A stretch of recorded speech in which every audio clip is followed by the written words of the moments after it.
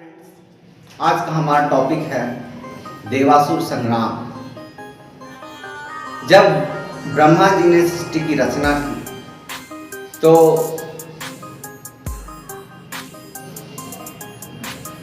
देव माता अदिति देवों की माता हूँ और कश्यप ऋषि के ही दूसरे पत्नी से जो बच्चे हुए वो माँ की कमी यानी माँ ने गलत शिक्षा दी या बच्चों की गलत संगत पकड़ा, लेकिन माँ ने नहीं रोका, जिसके कारण वो असुर कहला। और इन्हीं असुरों ने मानव जाति पे या पाताल लोक में काफ़ी उधम मचाया। पाताल लोक में असुर रहते थे और ये सब लोग जो थे वो बलिष्ठ होते थे, देवताओं से ताकतवर, हिष्ट पुष्ट और वरदान लेकर काफ़ी ताकतवर हो जाते थे और देवताओं पर, मानवों पर और सब पर अत्याचार करते थे और स्वर्ग लोक को जीत लेते थे। कभी ब्रह्मा जी वरदान दे दिए, कभी शंकर भगवान वरदान दे दिए, इसी तरह से चलते आ रहा था। और हर एक बार कभी विष्णु भगवान इनका संहार करें, कभी शंकर भगवान संहार करते थे, या कभी कभार लक्ष्मी जी या फिर और नई देवियों के सृजन द्वारा इनका संहार किया गया। तो देवासुर संग्राम में सबसे पहला नाम आता है शुंभ निशुंभ का, जो कि दुर्गा पाठ का पहला अध्याय कहलाता है। शुंभ निशुंभ ब्रह्मा जी के द्वारा मतलब रचना करते करते कुछ गलती के कारण इनका रचना हो गया था शुंभ निशुंभ का। बोला तो जाता है कि विष्णु भगवान के मैल से ही ये पैदा हुए थे शुंभ निशुंभ, और इनके साथ 1000 वर्षों तक युद्ध चला था विष्णु भगवान का। फिर अंतिम में विष्णु भगवान ने इन्हें अपने जान पर लेटाकर इनका सुदर्शन चक्र से वध किया था और मानव जाति को राक्षसों से बचाया था। ये दुर्गा पाठ का पहला अध्याय होता है। फिर अगला नाम जो आता है भयानक राक्षस में, वह भस्मासुर। शंकर भगवान के भस्म से बना था भस्मासुर। भस्मासुर बन गया तो उसको शंकर भगवान ने वरदान दिया था कि तुम जिस व्यक्ति के सिर पर हाथ रखोगे वो भस्म हो जाएगा। तो उसको धरा कि हम सबसे पहले इसको टेस्ट करें, तो आप ही पर टेस्ट करें। ले तो अब शंकर भगवान का हो गया परेशान कि अब हमरे पे टेस्ट करेगा, अब हमरे भस्म कर देगा। तो दौड़ चल रहा है यहाँ वहाँ, तीनों लोक में यहाँ वहाँ नाच रहे हैं। तो नारद मुनि आए और फिर वो बोले कि विष्णु भगवान को कि भगवान बचाइए, शंकर भगवान खतरे में है, महादेव खतरे में है, भस्मासुर उन्हें भस्म करने जा रहा है। तो विष्णु भगवान मोहिनी का रूप धर करके उसको छल से खत्म किए, भस्म किए। वो अपना माथा पर ही रख लिया सर हाथ और वो भस्म हो गया, खत्म हो गया।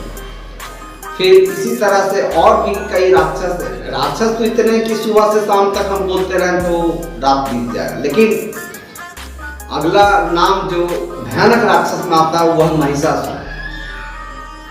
महिषासुर जिसको दुर्गा पूजा में हम लोग पूजते हैं, हिंदू लोग पूजते हैं। महिषासुर भी भयानक राक्षस था। वो भैंस के गर्भ से पैदा हुआ था, इसलिए आधा शरीर उसका भैंसे का था और आधा शरीर मानव का था। और वो जो था वो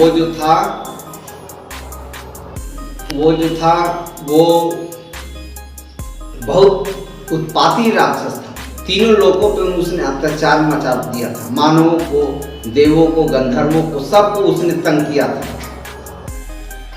तो उसको मारने के लिए सभी देवताओं की मीटिंग हुई, कैसे मरेगा कैसे मरेगा कैसे मरेगा। विष्णु भगवान मारने गए, वो भी हार गए। शंकर भगवान मारने गए, वो भी हार गए।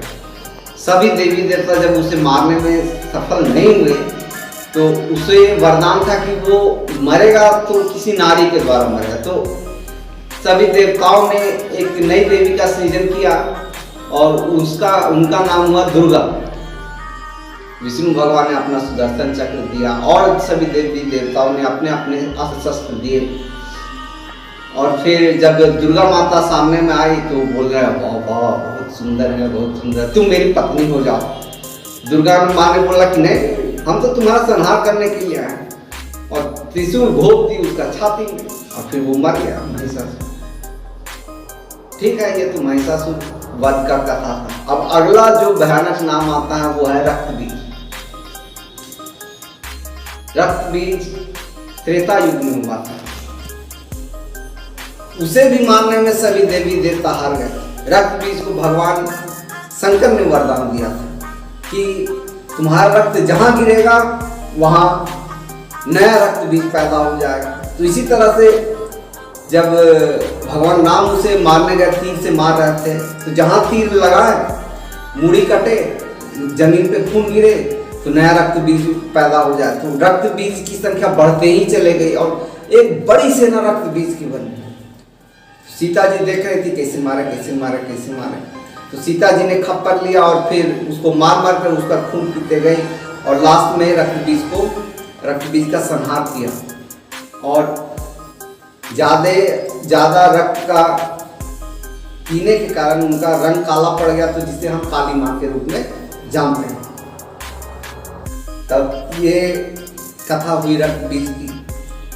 अब रावण भी काफी बड़ा राक्षस था, उसे भी मारना था, तो उसे तो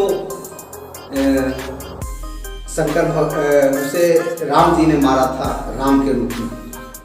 यही सब कथा है दोस्तों। जब भी हिंदू धर्म में अत्याचार होता है या भारत भूमि पे किसी भी व्यक्ति का अत्याचार बढ़ेगा, चाहे आज मानव ही, तो आज तो कोई राक्षस नहीं है लेकिन मानव ही राक्षस बना हुआ, तो राक्षस भी जब भी बढ़ेगा, जब मानव हार जाएगा, प्रजा हार जाएगी, लोग हार जाएंगे, तब भगवान विष्णु ने कहा है कि मैं भारत भूमि में यहाँ के लोगों को बचाने आऊँगा, और वो आएंगे। इसलिए आप लोग भगवान में भरोसा रखें, कुछ भी गलत नहीं होने जा रहा।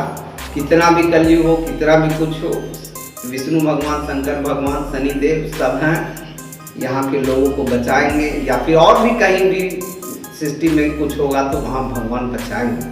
अभी तक तो और कहीं इतिहास है नहीं कि भारत भूमि के अलावे कहीं भगवान हुए, लेकिन जो भी है, जहाँ तक मुझे जानकारी है, भगवान ने तो वचन दिया है कि मैं आऊँगा और यहाँ पे लोगों को बचाऊँगा, तो वो आएंगे।